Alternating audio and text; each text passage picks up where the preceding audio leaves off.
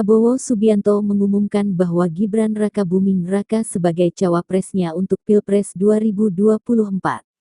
Hal itu disampaikan Prabowo dari teras rumah pribadinya di Jalan Kertanegara 4, Kebayoran Baru, Jakarta Selatan. Usai seluruh partai yang tergabung dalam Koalisi Indonesia Maju menyepakati duet tersebut.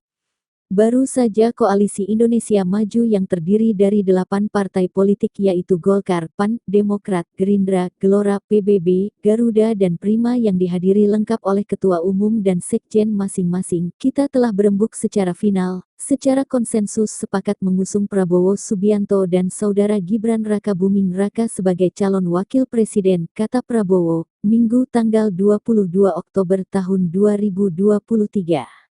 Prabowo menjelaskan bahwa dia dan Gibran yang diusung oleh Kim akan mendaftarkan diri ke KPU RI di hari terakhir pendaftaran atau pada Rabu tanggal 25 Oktober tahun 2020.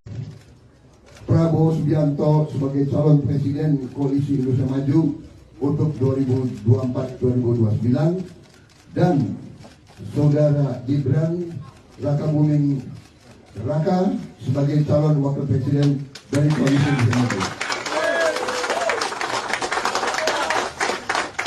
Saya kira itu pengumuman yang sudah tunggu-tunggu. Ini sekaligus adalah